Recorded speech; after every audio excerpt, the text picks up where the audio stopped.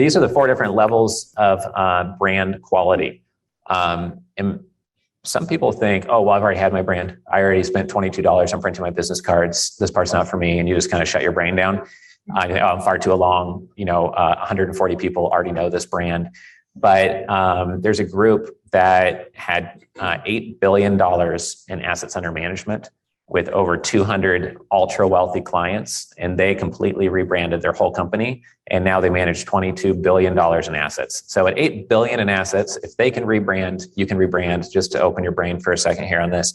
So level 1 is your brand literally hurts you because you either don't have a one-liner or it's confusing or no one cares. So it sounds like everybody else and the brand name means nothing, like Wilson Capital.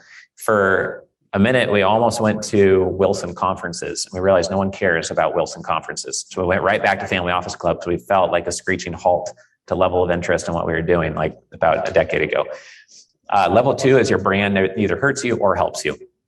It's just not really sweating for you. Like, why not have everything you produce sweat for you and be better and clearer and more effective than the average person's materials? If you're going to do the materials, you might as well do them better and have them be effective and sweating for you. So that's level 3, is that it at least clearly identifies what you do. Like maybe Austin Senior Living Partners without a one-liner is not amazing. And it sounds like a big mouthful and like not a very, tuned in brand name and not really slick, but at least it says what you do. Level 4 is your brand and one-liner together are compelling and they're sweating for you every time someone reads it. Ideally, no one ever sees your brand without the one-liner next to it. The only exception would be like even on the banner that Darwin has there, you can fit your one-liner on it. Maybe on a repeating photo backdrop like he has back there, it'd be weird to put a one-liner on it. But it's one of the only exceptions. Even on your business card, the bottom of your emails, you should always say your one-liner because anyone can come up with a nice looking logo and even a pretty crafty name. But how many people can say, I've done $1 billion of transactions with 800 investors with an 18% IRR over 84 transactions or something, right? Not many human beings on planet Earth can say that about their company. And so that's what you want to do is you want to say something no one else can say or no one else is saying to bring in the exact type of investor avatar you're focused on. And I know we just covered like a lot really quickly and all these things connect to each other on the foundation for the rest of today. So that's why we're going to do this exercise now. This is going to be a chance to write down what type of investor are you really focused on? And we call that your investor avatar. And don't just put high net worth investor or family office because that's not specific enough to who you are and what you're selling. Put down your brand name. And if you were to improve the brand name, maybe what it would be focused on or how it could be tweaked. Also note that we have Family Office Club as a brand, and then we have a division, which is an investor relations marketing agency called pitchdex.com. And so that division was branded without abandoning our core brand. We have investorclub.com, and the only subdivision of that is doctorsinvestorclub.com for when we're talking to doctors and marketing to doctors.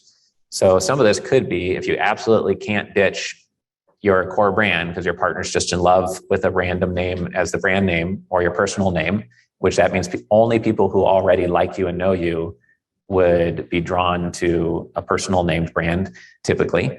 Then you could always name a subdivision really smart going forward, right? Or a new partnership you're getting into or a joint venture. Crystal clear one-liner, write down what you have for now as your one-liner and make sure that between your brand name and the one-liner, it's super clear what you do and why somebody should meet with you out of their busy day or 400 emails in their inbox. Every day when I look at my 300 to 500 emails I need to sort through, I'm picking the 50 I'm going to try to reply to for the day, and the rest get moved to another day, or someone else has to try to handle them for me. I can't physically, my most productive day, I might write 110 emails or 100 emails, but I can't email back 400 people, right? Even though I want to, would like to. And is your positioning right now between your brand logo and your one-liner, is it level 1 hurting you, level 2, 3, or 4 really dialed in and you think it's really excellent?